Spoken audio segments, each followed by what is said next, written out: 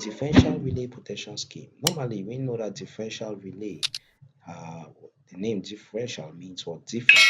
So it operates like a differential circuit breaker. You know, differential circuit breaker does what? It has to compare the incoming current and outgoing current, right? So in this protection scheme, you utilize two current transformers connected at one end, or the incoming end, and the other at the outgoing end. So if you are using this, so this can be used to protect probably a line or to protect a generator. If it's protecting a generator, so you make sure that the generator is in between these two current transformers. If it's protecting a line, it shows that the line should be in between these two current transformers. So you utilize two current transformers here, right? And here is the restraint coil, which is used to activate what? The relay, the circuit breaker to uh, trip. That's the restraint coil of the relay. So we normally know that in differential protection, incoming current must be the same as outgoing current, so that if they are the same, the difference will not produce a restraint current that will activate the coil of the relay to give a command to the circuit breaker to trip.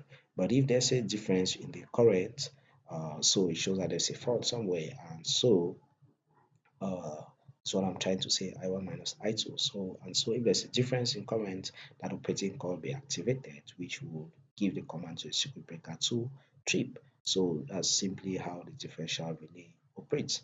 The differential relay protection, the differential relay protection scheme, right? Okay, so all this explains that. And then we have now differential protection schemes for various equipments. For example, the transformer. You see that if this is your transformer with turns N1 and 2, this is the transformer, right? Shows that you need two current transformers before at the primary and another at the secondary, right, of the transformer. So you protect the transformer in this scheme, right? If it is a line, that line is supposed to be between. If it's a bus, right, you have conversion. So unit, generator slash transformer. So this is transformer. So we still have the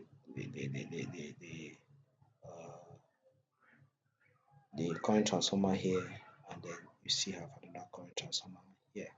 Okay, so with the generator. So it just depends on how your transformer, your generators are connected on the line. Whether the transformers are connected how a parallel manner or in a series manner, you're the one to determine now how you can connect them.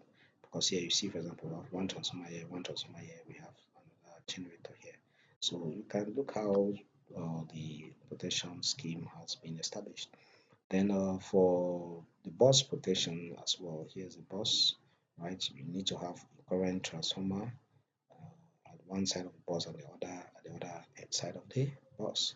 So if the bus has different lines connected to it, then you need to have current transformers, each current transformer of that bus, and then interconnect them, either whether in star or in delta, depending on how you see it necessary, right?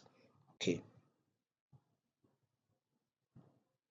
then here is an example. Please take this very, very serious. You should be able to know how to establish this diagram for the voltage transformation for the differential relay protection scheme. Please, each and every one of you should be able to draw, right, or to design a differential relay protection scheme if you are given how it is supposed to be established. For example, consider a three-phase delta star connected two-winding transformer.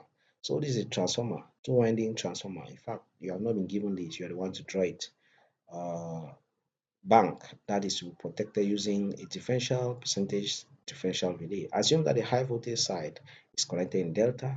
We know that the high voltage side, what high voltage side, we're considering it here as uh, the the primary here, because if you are considering transmission here, we have the primary here. Okay, you're the assume that the high voltage side is connected in delta and sketch the necessary wiring diagram for connecting the three differential relays, one for each phase. Assume the high voltage side is connected in delta. Okay, you know that the transformers was only specified, the connection of the transformer was only specified delta star. So delta here, let's say is a primary, star the secondary. So if you have a delta connected winding of a transformer, you know how to connect it, right? Output of one winding is the input of the next. Output of one winding is the input of the next. Then the output of this last winding is the input of the first winding, right? Then star, all the outputs are interconnected. Okay, so that's for the transformer. Now, the relay, the current transformers. Hmm? Okay, the current transformers, sorry, there's a small mistake on this question. Yeah, assume the high voltage side is connected in delta. The low voltage side has not been specified, right? If it has not been specified, then you probably choose the other, probably choose, you choose star, sorry. Okay, so we have star and delta here. So for star, you know how to connect the star, right? But know that you are connecting these current transformers now, and it is to do what? It is to be fed to the relay, and the relay here with this other part of the delta connected current transformers, all that to fed to the relay, because we know that it has an operating coil which has to be activated to give the tripping command. So when you connect them in star or in delta, and in delta, the two current transformers, right? Each is supposed to come now to join at this point in order to feed the operating coil here. It is this operating coil that, if there is a difference in the current, which normally creates the current to flow through this operating coil, it has to cause the circuit breaker to trip. If not, the circuit breaker remains uh, closed. Okay, so that's it.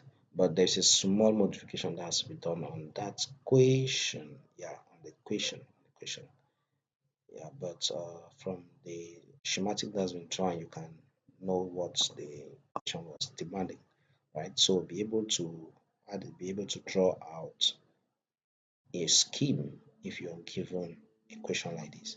There's another one here, exercise 2 as well, that you consider the delta, the star delta,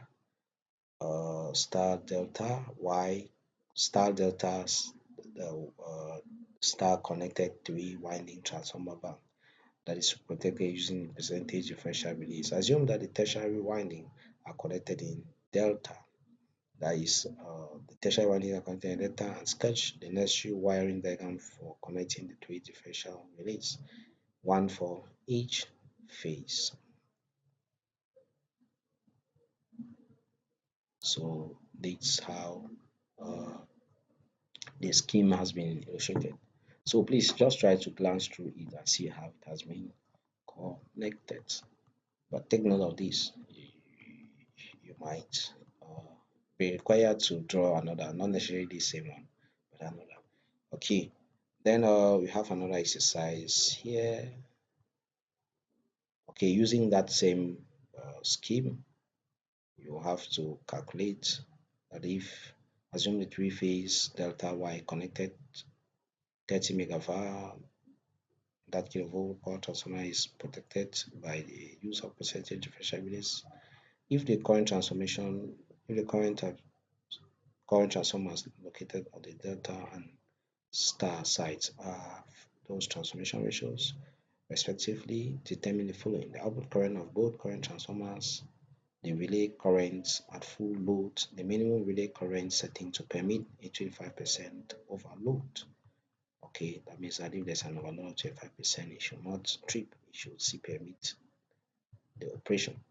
Okay, so normally you still utilize the same formula for the current to determine the power with respect to current and voltage. So you determine the current on the high voltage side and the current on the low voltage side, right? So the powers is 30 megavar, which is 30 times 10 to the power 6 var, divided by root 3 times the voltage on the high voltage side, 69 kilovolts, which is 69 times 10 to the 3, which gives you this. Then current on low voltage side, 34.5 kilovolts. So you have the two currents on high voltage and low voltage side. So the output current of the current transformer on the high voltage sides will be given by what? You have this high voltage current, which is what? That is fed, or the secondary of the current transformer. You know that this is current is the normal current that flows in the line, right? So the current that the current transformer is going to produce out at the output, or the secondary, is given by what? That normal current times 5 on 300, which is a transformation ratio. Okay, so we have that. That's for the high voltage side. Then same for the low voltage side. Low voltage side has different transformation ratio from the equation. So we have that. But now note that on the low voltage side, even though the current transformation ratio has been given, but it is not connected in a similar manner. Okay, here 69 kilovolt slash 34.5 kilovolt. Power transformer is protected in Okay, so you know that the other side has a star winding, right? The low voltage side has a delta winding.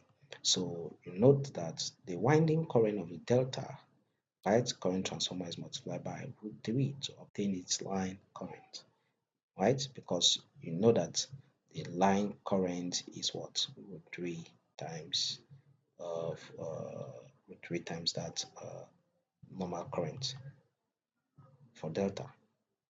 Please, you should look at the various relationships between the delta and star relation of the current. You're going to understand why it's multiplied by root 3 there, giving 3.62 ampere. Then now the relay current, that is now the current that's fed to the relay, right? That is the difference between the two, since it's differential relay, I1 minus I2, high voltage minus low voltage side, giving 0.5 ampere. So that's what is fed to the relay. That's what is fed to the relay. So for the relay to permit a 25% overload, that means it should permit 25% of the normal current, of the normal fault or current, that is to uh, uh, uh, consider this 0.56, 0.5 full load current, sorry, not fault current, full load current. Okay, times 25%. You know this one is at 100%, so we have 100 plus 25, which gives 125%. So which is 1.25 times this normal full load value, giving us 0.7 ampere.